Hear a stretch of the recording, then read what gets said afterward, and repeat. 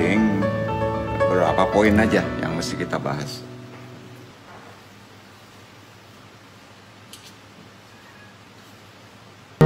Assalamualaikum warahmatullahi wabarakatuh.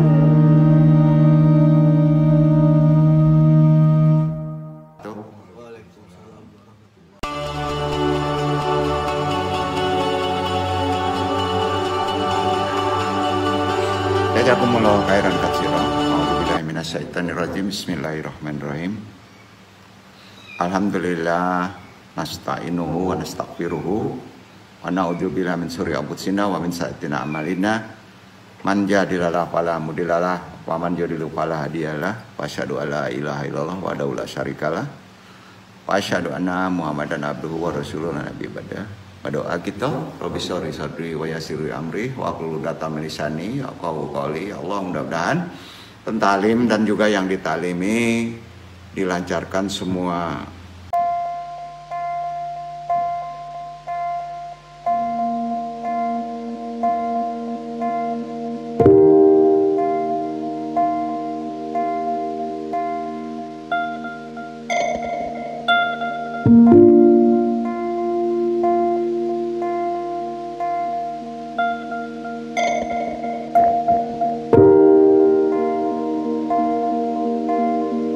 Urusannya dalam menjalani kehidupan ini. Amin amin ya rabbal alamin. Syahadatal masyayikh, ulama nalaija, ikhwan jamaah wabil khusus ya jamaah rahimakumullah. Tentunya yang dimuliakan Allah. Pak khususon ilaruhi tentunya kita sampaikan kepada Sayyiduna Nabiullah Muhammad SAW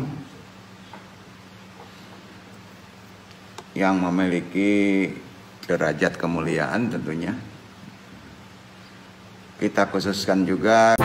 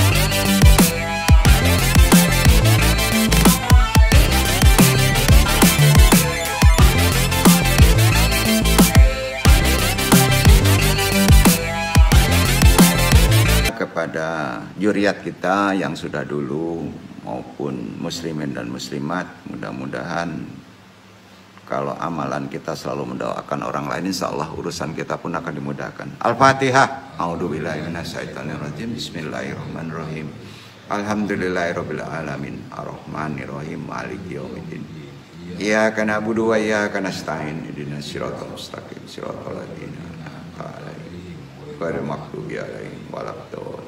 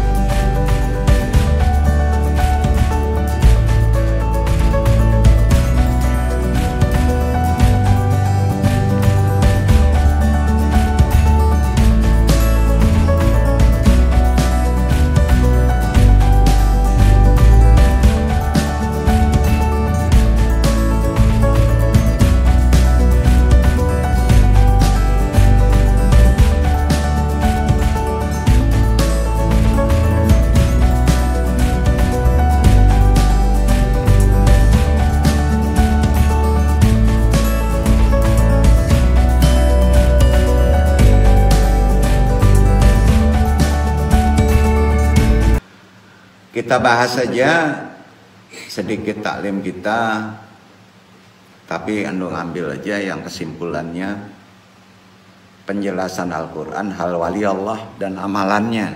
Jadi udah termasuk amalan kategori yang agak cukup berat, tapi harus disampaikan, yaitu terkait kategori amalan hikmah dan tasawuf. Memiliki derajat kewalian merupakan sesuatu hal yang agung memang, dan bukan sembarangan orang untuk bisa mencapai derajat kewalian itu. Akan tetapi bukan berarti kita orang awam tidak bisa menggapainya ya. Jadi semua cita-cita itu sebenarnya kalau kita sudah dikasih hak kehidupan sama Allah, jangan tanggung-tanggung kita minta niat. Jangan dunia aja gitu. Jadi wali Allah lah. Banyak kekasih Allah yang dicintai Allah, yang hidupnya di tengah pasar banyak. Banyak wali Allah yang banyak orang tidak mengetahui derajat kewaliannya. Ya. Jadi konsep kewalian secara ini ya, secara ulama itu dianggap sesuatu yang wah. Sebetulnya tidak. Secara Al-Quran itu ditunjukkan semuanya berhak menjadi wali. Ya. Khalifatullah kan kita. Secara ajaran syariat, Islam sangat gamblang, mudah diterima dan cocok di era sekarang ini untuk mencapai derajat itu ya. Jarang di zaman akhir ini seorang ulama mengajak umat untuk daftar menjadi kekasih Allah, jarang ya. Jarang sekali. Urusannya rezeki aja, masalah aja ya. Apalagi yang sifatnya murni. Wali itu pengertiannya kan kalau secara syar'i kekasih Allah, hamba yang diridhai Allah, itu aja. Jadi yang benar dekat dengan Allah dan dicintai Allah. Bukan yang aneh. Tingkahnya bukan begitu compang-camping, pakaiannya seperti banyak yang dilihat di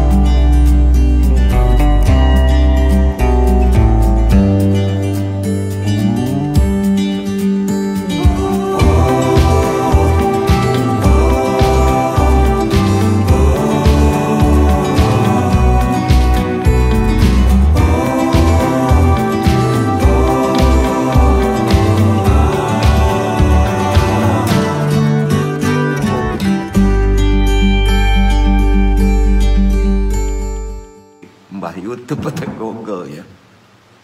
Yang mempunyai karomah, wali itu enggak mutlak mempunyai karomah ya. Dia menjalani syariat seperti biasa sudah. Allah mengetahui apakah dia wali. Memang banyak umat itu yang enggak ketahui apakah dia wali atau tidak. Prinsip kita kan khalifatullah. Landasan kewalian itu ada di Quran surat Yunus ayat 62, seluruh orang dapat. Seluruh orang mesti menghakapainya, maka ada niatnya. Ala inna awliya Allahi la khaufun alaihim walahum yahzanun. Ya. Ingatlah wali-wali Allah itu tidak ada rasa takut pada mereka dan mereka tidak bersedih hati. Itu bukan untuk ulama, untuk kita. Jadi salah kalau ada ulama tidak mengajak ke prinsip yang paling tinggi dalam hal kitab kehidupan. Kalau kita ingin hidup bahagia, jangan tanggung-tanggung ya, minta kepada Allah ya. Ya. Masalah kehidupan itu biasa kok. Jadi jelas tidak ada rasa takut, kecemasan, maka prinsipnya udah jadi. Jadilah wali Allah kan gitu ya. Cuman kadang-kala menjadi wali Allah menganggap sesuatu yang wah. Ya. Maka kata wali menurut ulama itu kan dimaksudkan di sini adalah kekasih Allah ya, dicintai Allah, ditolong Allah. Ya. Dalam kitab Risalah Al-Qusyairiyah karangan Imam Abdul Qasim Al-Qusyairi mengatakan kata wali dapat ditarik ke dalam wajan mubalaghah. Kalau orang mengerti ilmu mubalaghah ini paham nih. Wajan fa'il dengan makna maf'ul. Sehingga jika mengikuti wajan mubalaghah maknanya adalah superlatif atau sangat harus gitu. Enggak untuk orang yang khusus beragama aja. Sehingga jika dimaknai kata wali berarti orang yang ketaatannya terjamin memang berat terus menerus tanpa dicederai oleh dosa. Arti kata bukan maksum ya. Juga kata wali bisa menggunakan wajan fa'il dengan makna ma'ful seperti kata qatil dengan makna maktul dan kata jarih dengan makna majruh, sehingga makna wali adalah orang-orang yang dilindungi Allah. Pemahamannya gitu. Kita akan ingin dilindungi Allah dengan penjagaan pemeliharaannya secara langgeng dan terus-menerus dalam kehidupan ini. Artinya Allah Subhanahu wa taala selalu memberinya taufik yang tidak lain kemampuan berbuat ketaatan. Jadi kalau kita ingin taat juga harus minta tolong kepada Allah. Ya. Karenanya Allah berfirman tidak jelas ya, semua dasarnya dari firman Allah. Al-A'raf 196, Inna waliyallahu ladzi najalal kitaba wa huwa yatawalla syalihin. Sesungguhnya perlindunganku adalah Allah yang telah menurunkan kitab Al-Quran. Dia melindungi orang-orang yang soleh. Enggak untuk orang-orang yang ulamanya tinggi kan. Orang soleh kan termasuk kita. Jelas dari penjelasan tafsir Quran tersebut bukan mentafsir.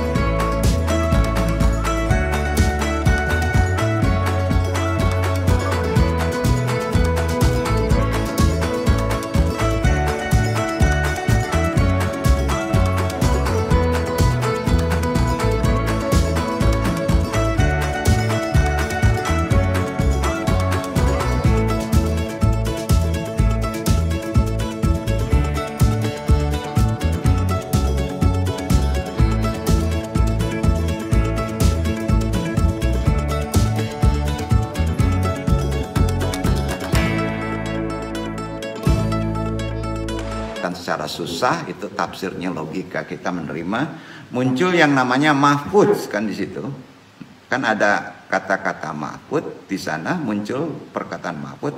Mahfudz itu artinya orang yang dilindungi, mereka mendapat perlindungan Allah, maksudnya begitu, dari perbuatan tercela ya. Mahfudz itu satu di bawah tingkat masyum. Yang istilah masum itu hanya punya nabi ya. Allah yang berikan kepada para nabi. Kalau kita apa? Mahfud ya. Maka nama mahfud itu kita orang yang dilindungi Allah ya. Tapi kalau maksum itu ditujukan kepada Nabi, beda. Enggak, kita enggak nerima ya. Maksum itu kita enggak bisa berbuat dosa. Kalau ma'bud kita melawan ujian dosa. Itu bedanya. Sampai-sampai ulama yang mulia ini ada namanya Syekh Jarub dari Mesir menyebutkan 3 sifat utama para wali ya. Yaitu mengutamakan Allah, berpaling dari makhluknya, berpegang pada syariat Nabi Muhammad SAW. 3. Mengutamakan Allah, jadi hidup Masya Allah, serba Allah gitu ya. Berpaling dari makhluknya, tidak mengandalkan makhluk ya. Kita makhluk sosial, tapi tidak selalu mengharapkan makhluk diutamakan gitu. Berpegang pada syariat Nabi. Jadi 3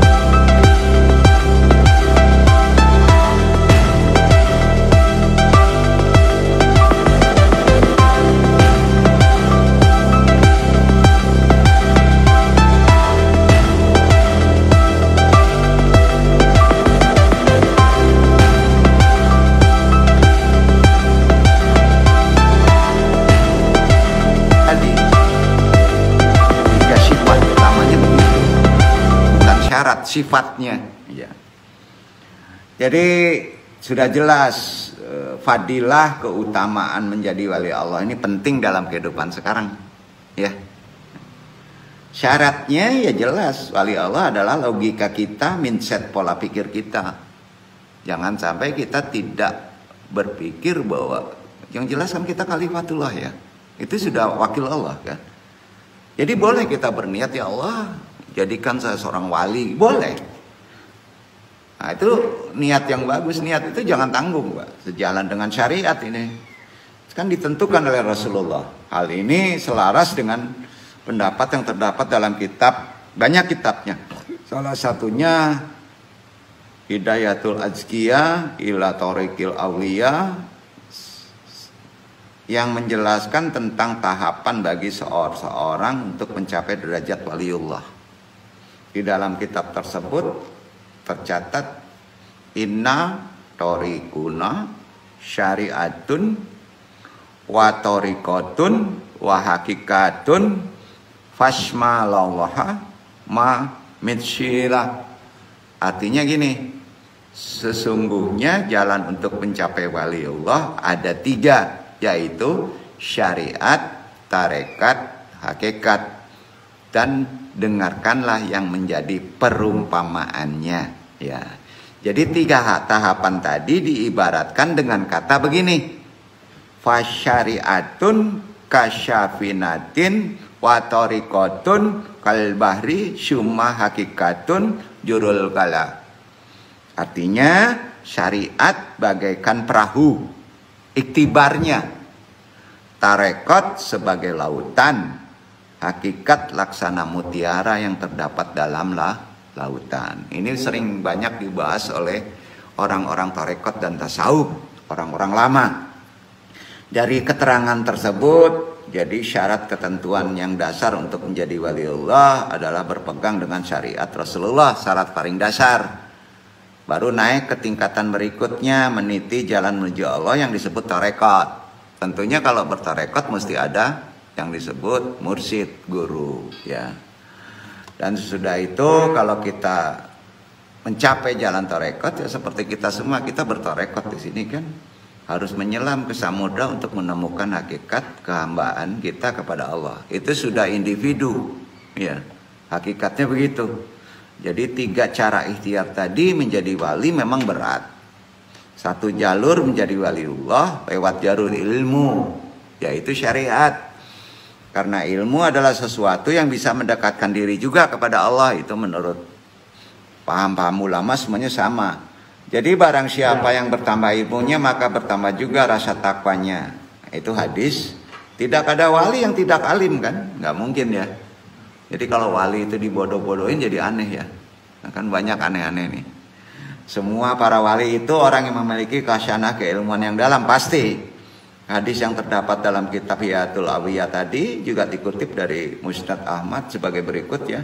Tuba ayyuhal muslimun haqqan inna rabbakum fatta abu as-salamat mimma yaqalakum taftakirun bainal malaikat biqaulihim innahum abyadaladihin yudalawlah firdu wa yantajirun fardaqahari.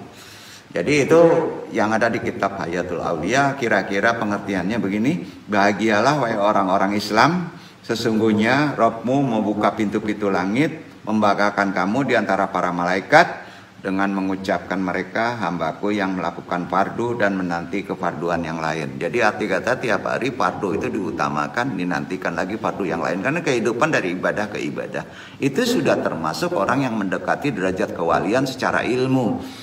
Jadi orang yang dibanggakan Allah adalah kekasih Allah adalah mereka yang melakukan istiqomah ke suatu fardu ke fardu lainnya. Hal ini tidak akan dilakukan kecuali hamba yang mendalami keilmuan, terutama ilmu keagamaan yang benar.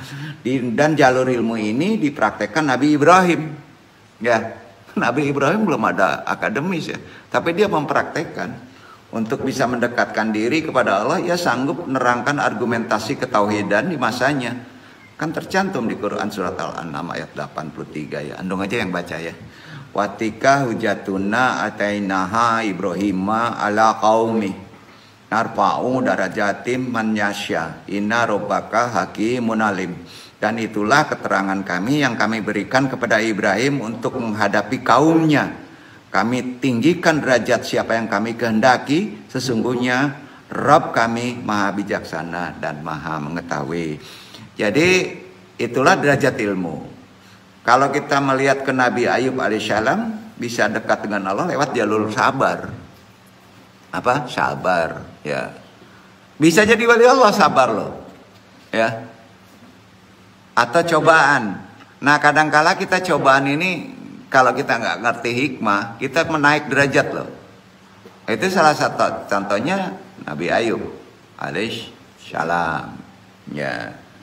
Jadi Nabi Ayub itu bisa dekat dengan Allah jalurnya apa? Sabar. Nabi Ibrahim jalurnya ilmu. Ya, Nabi Ayub yang asal mulanya diberi kekayaan, kecukupan harta oleh Allah, tiba-tiba diuji dengan mengambil harta anaknya dan diberinya penyakit kulit lagi ya. Wah. Akan tetapi atas kesabarannya dan ketabahannya Nabi Ayub akhirnya diangkat menjadi Allah, menjadi nabi. Ya, sabar ini bisa jadi wali ya. Berilmu juga bisa jadi wali. Ya. Menjadi kekasih Allah. Begitu juga kedekatan Nabi Sulaiman. Jalurnya kira-kira Nabi Sulaiman dengan apa Pak? Namanya syukur. Ya, orang yang banyak syukur bisa juga menjadi wali. Nabi Sulaiman yang diberikan harta dan pangkat, kedudukan oleh Allah, timbul rasa syukurnya sehingga diangkat menjadi kekasih Allah. Jadi nabi. Ya. Jadi itulah 3 jalur untuk menjadi waliullah. Pertama lewat jalur ilmu seperti Nabi Ibrahim dan cucunya Nabi Muhammad SAW. Kedua jalur sabar seperti Nabi Ayub alaihissalam. Ketiga jalur syukur seperti Nabi Sulaiman alaihissalam. Ya, jadi ada jalur ilmu, jalur sabar, jalur syukur, maka kita dimuliakan. Kita nggak enak ya nyebut wali ya. Nanti agak gulu itu agak sombong juga. Jadi gini aja. Itu konsep tadi, konsep Quran itu bisa diaplikasikan, sangat musti dan sangat harus diaplikasikan di zaman sekarang kalau ingin kehidupan kita lebih enak lah gitu ya. Jadi tidak semua wali memiliki kasyaf.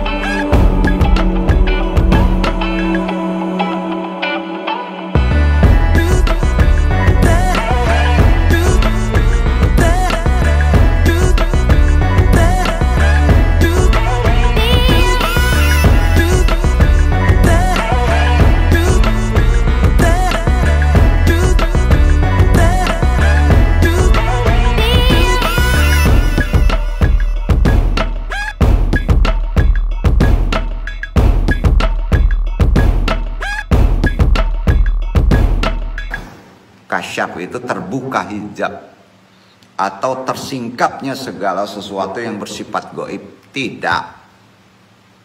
Tidak mutlak. Bahkan itu makin modern, makin hilang itu. Apakah salah satu ciri wali itu sakti dan kasyaf? Jawabnya juga iya, juga bisa tidak. Ya. Tapi tidak selalu wali kasyaf dan sakti kan? Ada beberapa pembagian kasyaf, akan tetapi pemiliknya tidak digolongkan menjadi seorang wali. Banyak orang yang bisa menerawang, ya, bisa ini, bisa itu, kadang-kala tepat, tapi bukan wali, dukun lagi. Ada pertama yang disebut kasyaf hissi, yaitu kasyaf yang terbuka secara empirik. Kasyaf hissi ini sebagai contoh panca indera yang terbuka. Kemudian dia bisa melihat teman-teman secara fisik walaupun jaraknya tidak dekat. Mungkin orang sekarang agak canggih menyebutnya indigo ya. Betul. Ya. Yaitu orang yang telah masuk ke alam khayali dan imajinatif sebetulnya. Jadi khayali imajinatif itu kasyaf sebetulnya. Tapi kalau kita salah mempersepsikannya, tidak ada imannya, maka kita tidak menjadi sesuatu petunjuk, akan tetapi tidak digolongkan sebagai wali itu.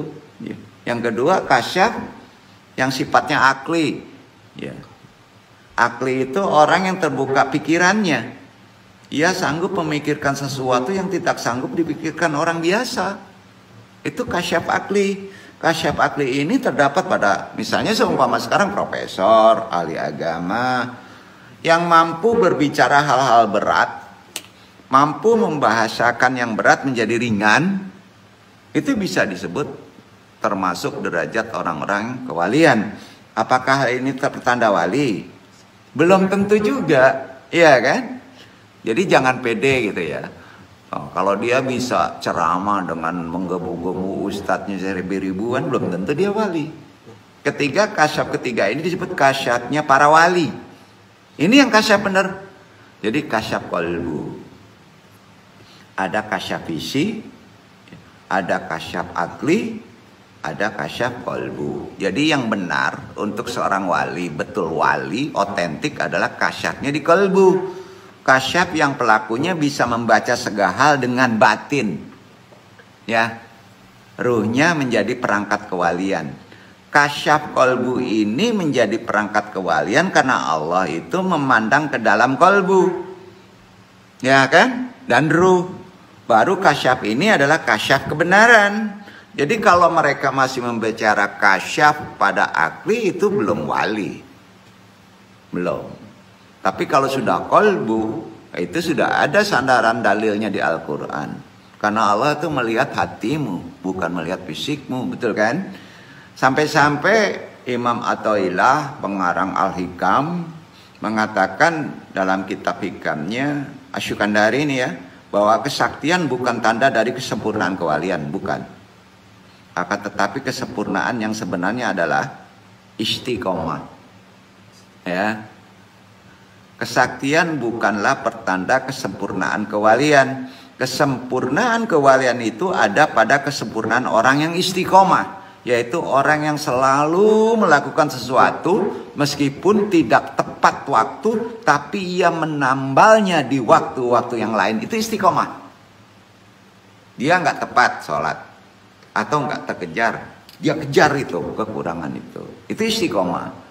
Karena seorang bisa jadi diakui pakar ibadah, alul sholat, alul puasa, tapi jika tidak memperdulikan syariat, ketepatan waktu, jadi harus ditanyakan kemakrifatannya, kewaliannya, dan pengenalan ilmunya. Jadi bertemu wali mana saja, kelak yakinlah ia tak pernah berkalam mengejek syariat. Seorang wali itu memang tidak terlihat. Kalau dia sudah menggempur secara hukum jidal, baik itu dalam medsos, diragukan itu bukan seorang wali ya. Nah, kan banyak sekarang kan. Itu sudah mengandalkan ego kebenaran melalui sistem mazhab ya. Karena orang yang telah bermakrifatullah, dia akan berasa dekat kepada Allah dan yakin jika syariat Islam ialah dasar hidupnya. Tetapi terkadang ada aja yang diakui dia wali atau orang yang dekat sama Allah, tapi perilakunya kok pas dia dakwah menjadi orang berontak ya. Gitu ya. Nah, jadi nggak keren kalau diandong tuh. Ya, ketakutnya ma'rifatnya bukan ma'rifatullah tapi ma'rifat setan. Ini jadi bukan ini ya, ini kan di-share nih kemana-mana nih. Andong sampaikan aja, menasihati kepada ulama-ulama yang ada ya. Jadi alhamdulillah kita sudah puluhan tahun dalam medsos, kita pun ikut berdakwah, tapi nggak ada yang berani ngeritik ya. Bersyukur kita ya. Biarlah kita nggak perlu populer, tapi populer di langit. Masya Allah, itu yang paling penting. Karena manfaatnya kalau dilihat dari jam terbang itu di medsos kok tinggi banget ya. Berarti orang bacanya ya. Syukur alhamdulillah ya. Yang penting amal jariah kita nanti bisa kena kan. Setiap manusia diciptakan oleh Allah semata-mata hanya untuk bertakwa kepada Allah ya. Tidak kuciptakan jin dan manusia hanya untuk beribadah kepadaku kan itu, bertakwa. Enggak lah, pokoknya kita prioritas kita.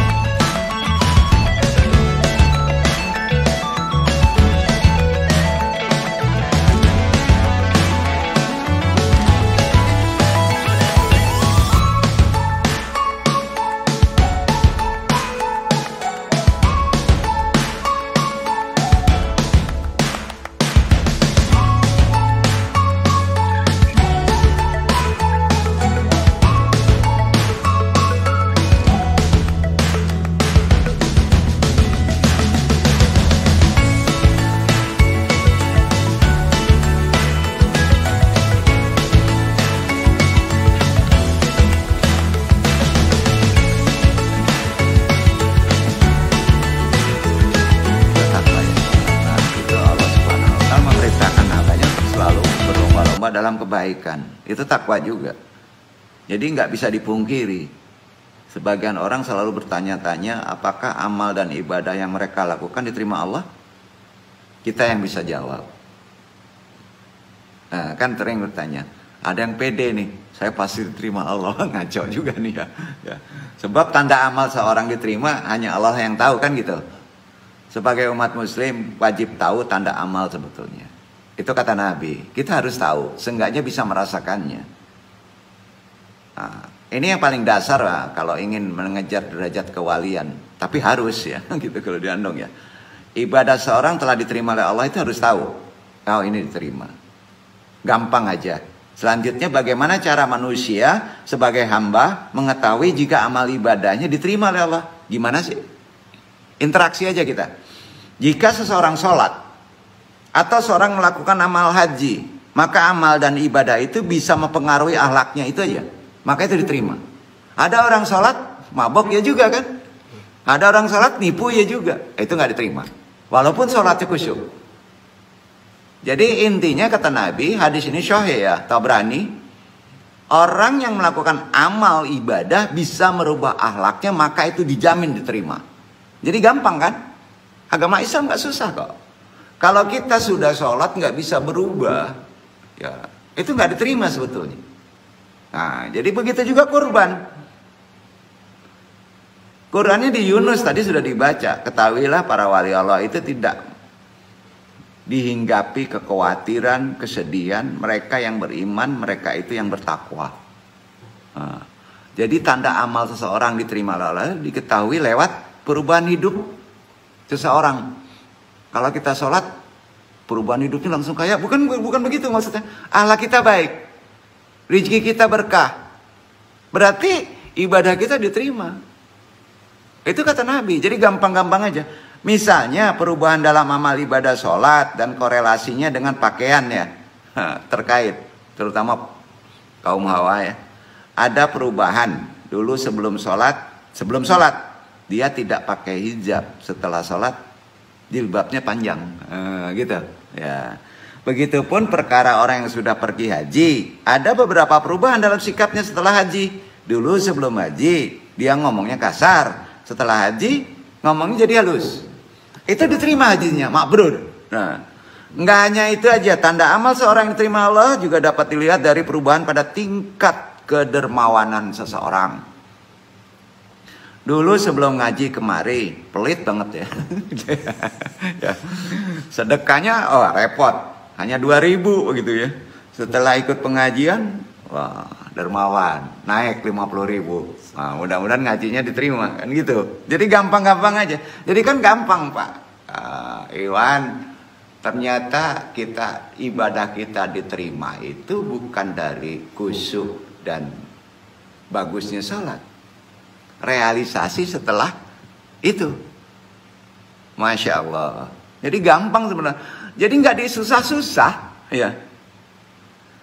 Melalui lewat perubahan sikap dan cara pandang kita dapat ketahui apakah amal dan ibadah seorang diterima atau tidak. Artinya ada hubungan antara amal yang dikerjakan dengan perubahan sifat seseorang. Ya.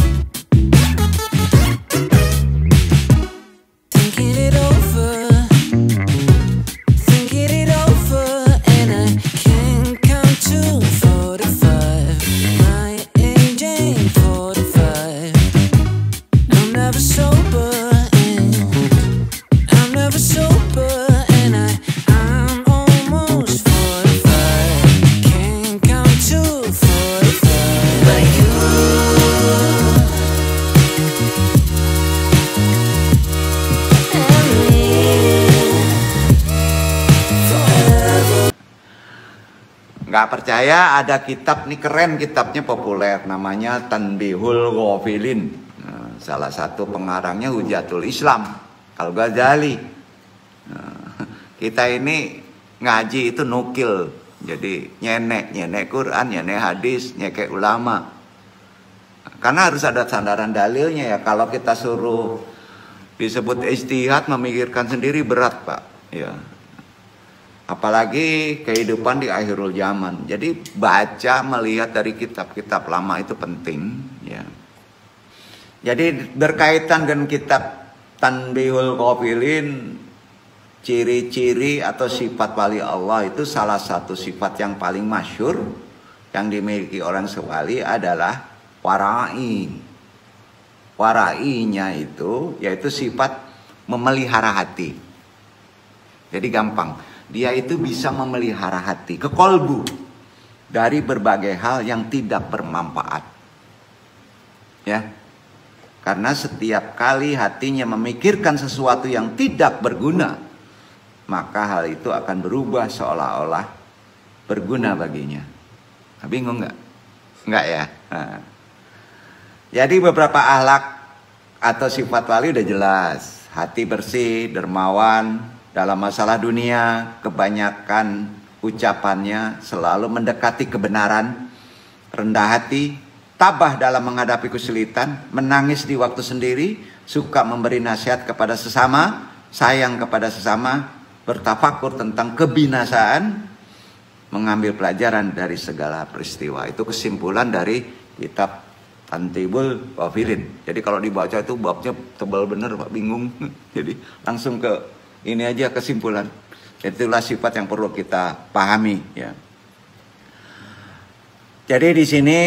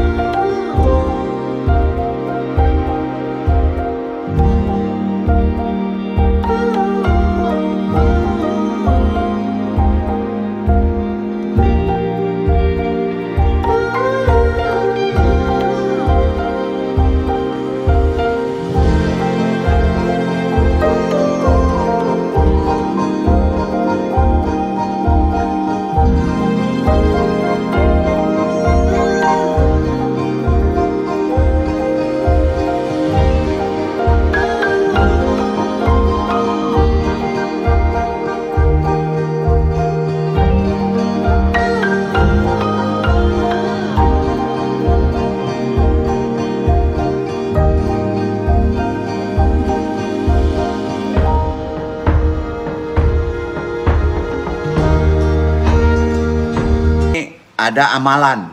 Nah, yang paling penting kan bukan penjelasan tadi, cukup penjelasan. Wali itu bukan sesuatu yang wah. Jadi jangan tanggung-tanggung kalau kita berdoa niat kepada Allah ingin jadi wali Allah aja lah.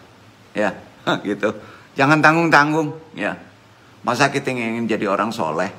Kelasnya kelas berapa ya? Niat itu kan setinggi-tingginya. Siapa tahu Allah memberi izin kan. Nah ya. Jadi jangan tanggung-tanggung deh. Jadi salah satu amalan ya, yang perlu kita pahami. Ada zikir, ada wirid. Ini diwasiatkan pertama kali kewalian itu kepada dari Nabi SAW, Nabi dari Jibril, Jibril dari Allah. Diwasiatkan kepada sahabat Ali bin Abu Thalib. Ini ada kitabnya yang disebut Wasiatul Mustafa. Ya. Disusun oleh Syekh Abdul Wahab bin Ahmad bin Ali bin Ahmad bin Ali bin Muhammad bin Musya Asy-Syarani, terkenal dengan nama Imam Asy-Syarani. Redaksinya begini, kesimpulannya aja. Nah, kalau dibaca bahasa Arabnya agak panjang. Ya Ali, man qala kul yauma kampasatan wasyirin maratan. Astaghfirullahaladzim li wali walidayya wal jama'i wal muslimin wal muslimat wal mu'minin wal mu'minati al ahya'i minkum wal amwat. Kata Allah min awlayai. Hamba memohon ampun kepada Allah, Zat yang Maha Agung, atas dosa-dosa hamba dan kedua orang tua hamba, serta dosa-dosa semua orang mukmin, baik laki-laki, perempuan, baik yang masih hidup ataupun yang sudah mati. Maka kalau antum berdoa seperti itu, bukan untuk diri antum, untuk orang lain, untuk orang tua kita, tanpa orang lain ditahu, maka kata Allah berdasarkan hadis, dicatat orang tersebut sudah termasuk derajat aulia, seorang wali. Ini penting. Kalau kita ingin selesai masalah, doakan orang, tolong orang. Bila perlu orang yang ditolong tidak tahu. Itu yang berat. Yang duduk juga berat tuh. Ya betul kan? Itu hadisnya ada, Qurannya ada, kitabnya ada. Jadi kadang-kadang kita ruwet. Ternyata kita gampang ya untuk memuliakan diri. Tolong orang, jangan sampai tahu orang ditolong tahu. Ya, berani nggak bapak-bapak sedekah misalnya 100.000 dibungkus dengan 2.000 supaya orang lain nggak tahu. Maka itu dicatat oleh Allah termasuk dalam bagian para kekasihku, kata Allah, yang disebut aulia. Aulia itu kekasih Allah. Wahai Ali, barang siapa yang membaca setiap hari sebanyak 25 kali. Bukan untuk diri. Kepada Ali. Astaghfirullahaladzim li walidaya wal jama'i muslimin wal muslimat wal mu'minin wal mu'minati al ahya'i minhum wal amwat. Saya mohon ampun kepada Allah untuk orang tua saya, semua orang yang beriman, laki-laki, perempuan, laki-laki dan perempuan yang beriman. Ada untuk kita nggak? Nggak ada. Bahkan kita nggak mau tahu ya, nggak perlu. Kan kita kebalik. Nah, disinilah letak perbedaan kita, amalan-amalan ulama dulu dengan amalan-amalan sekarang. Hati-hati permainan hati. Kadang Allah memberikan kelebihan, keajaiban kepada orang yang disebutkan wali. Karena dia tidak memikirkan kehendak dirinya. Dengan kemampuan di luar akal pikiran manusia kadang-kadang. Misalnya kemampuan yang bisa berjalan di atas air dulu banyak. Jangan-jangan orangnya kan doanya ini banyak dilakukan orang. Tapi niatnya salah. Ilmunya nggak ada, ya nggak bisa terbang dia. Gitu ya. Ya, arti kata bisa mengubah benda menjadi wujud benda lain. Kadang-kala ada sholat di atas kelapa pisang. Bisa mengobati orang sakit. Memahami berbagai bahasa. Mengetahui sesuatu yang terjadi. Meski belum ada yang memberitahu. Bahkan mengetahui sebuah kejadian di masa depan. Beberapa kemampuan lainnya. Ya. Inilah disebut ma'rifatullah. Bukan ma'rifat setan. Salah satu keistimewaannya jelas diterangkan oleh Nabi dari Abu Hurairah radhiyallahu anhu. Rasulullah bersabda, sesungguhnya Allah Subhanahu wa taala berfirman melalui hadis ya, kullu man yuadi wali amri faqat ala nabi alhat alaihi tarif alqadim ahaba aqtarim min ibadati faradi alaihi wa abadali yaqtarib min abni bialdin alsanatuhum karija alfarida. Terakhir aja ya, mini alhamiyat wasya'uhmaya. Artinya gini, matan isi dari hadis yang dijadikan langsung dari Allah begini, tidak nungkurangi, siapa yang memusuhi waliku maka telah aku umumkan perang terhadapnya. Hati-hati orang yang diberi kewalian. Tidak ada takarubnya seorang hamba kepadaku yang lebih aku cintai, kecuali beribadah dengan apa yang telah aku wajibkan atasnya. Dan hambaku yang selalu mendekatkan diri kepadaku dengan nawafil, perkara-perkara sunnah di luar fardunya, ya, maka aku akan mencintainya, kata Allah.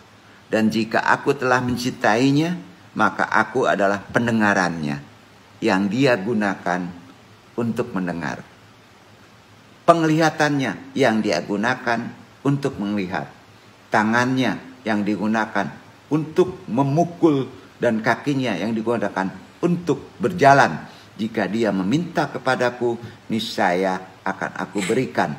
Dan jika dia meminta perlindunganku dariku, niscaya akan aku lindungi.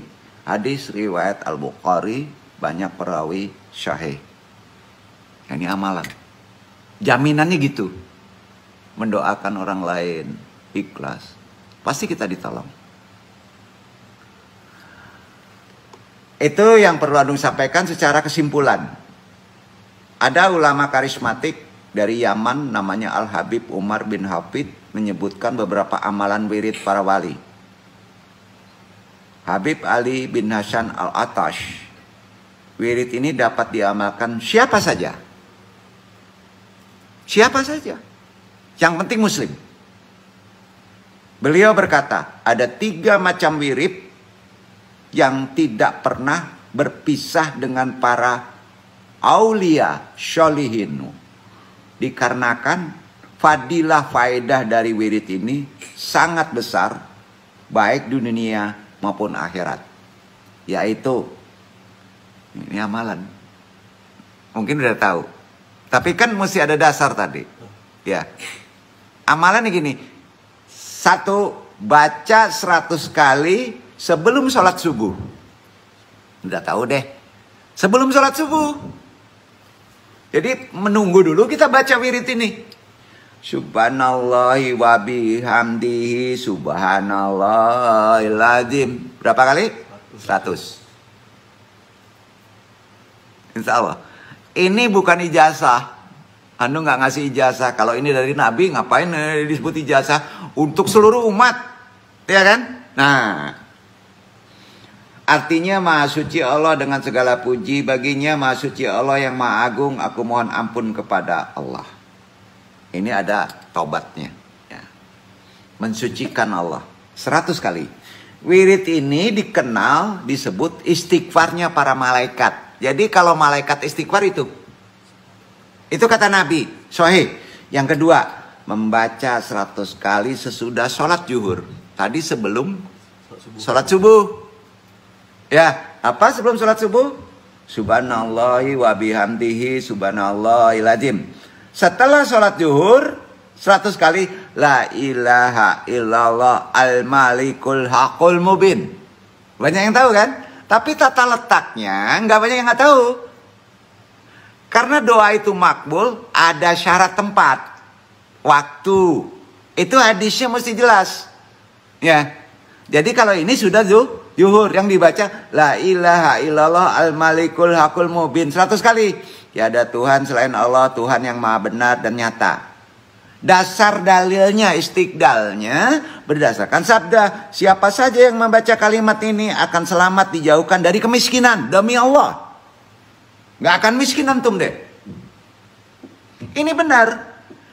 Arti kata ini bukan kaya banget, pas kita butuh ada. Dan akan menenangkan serta menyenangkan di alam kubur dari rasa kesepian. Jadi la ilaha illallah al malikul haqqul mubin, banyak orang mengamalkan itu aja. Padahal yang terbaik harus disambung dengan yang pertama. Karena kalau mengamalkan itu aja berarti dia ego. Niatnya dunia aja, betul kan? Ada sedikit ketakutan masalah akhirat, kurang makbul. Yang ketiga, lengkapi, sempurnakan amalan itu. Ya, ini amalan para wali. Ketiga, membaca zikir sebelum tidur. Orang ini sudah sholat. Sudah sholat itu urusannya beda lagi. Kalau ingin nyampe derajat, mau tidur. Mau tidur, sebelum tidur, baca subhanallah 33 kali. Alhamdulillah 33 kali. Allahu Akbar 34 kali. Oh, karena itu penutup. Amalkan itu. Baru setelah itu, kan pisah-pisah ini. Pertama, sebelum subuh. Kedua, sesudah zuhur. Ketiga, sebelum tidur. Sudah itu, pas kita bangun tidur malam, insya Allah kalau tidak amalan tadi dipraktekkan, kita dibangunkan jam 12. Itu keajaibannya. Yang duduk mempraktekkan itu. Jadi bangun sendiri aja. Nah, pas bangun langsung ucapkan penutup.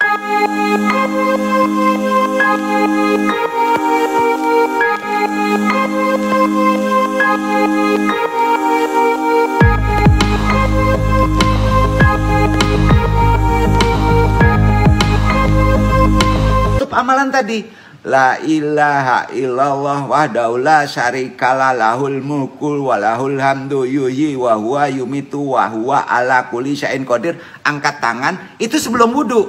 Mau sholat qiyamul lail, angkat tangannya. Kenapa? Karena waktu sholat kita sudah wudu. Kalau kita sudah wudu, kita menyerahkan dengan doa. Waktu kita mau tidur kita wudu. Baca tadi, ya. Yang dibaca apa? Subhanallah 30 kali, alhamdulillah 30 kali, Allahu Akbar 34 kali. Sudah itu kita tidur. Masih dalam keadaan tahara. Pas bangun itu masih dalam keadaan tahara. Kenapa? Ada hadisnya. Orang yang tertidur putus dari zohir. Tapi kalau orang mengamalkan tadi, maka napasnya terisi dengan ruh tadi.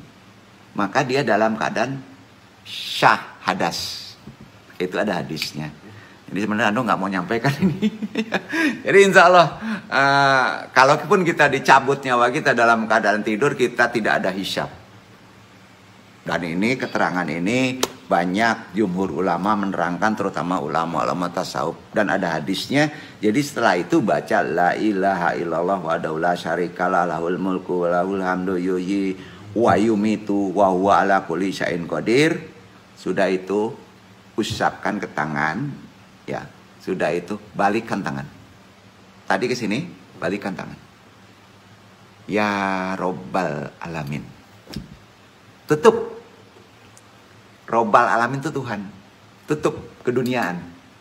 Ya, sudah begitu silakan mau melanjutkan sholat tahajud, itu sunat. Atau mau tidur lagi. Masya Allah. Ini sebetulnya kalau diamalkan, Andung hanya bilang, lihat aja keajaibannya. Demi Allah. Andung gak tanggung-tanggung loh menyebut demi Allah. Itulah kalimat yang diajarkan Rasulullah kepada putri tercinta Sayyidinah Fatimah radhiyallahu anha dan juga kepada Sayyidina Ali karamahul wajha. Para ulama mengatakan itulah rahasia yang sangat besar yang jarang dibahas oleh ulama sekarang. Itu aja, mudah-mudahan bermanfaat. Yang paling kan praktek amal.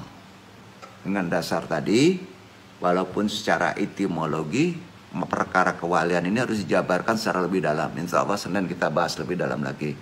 Baik dulu Andong, wassalamualaikum warahmatullahi wabarakatuh. Waalaikumsalam warahmatullahi wabarakatuh. Subhanallahumma bihamdika.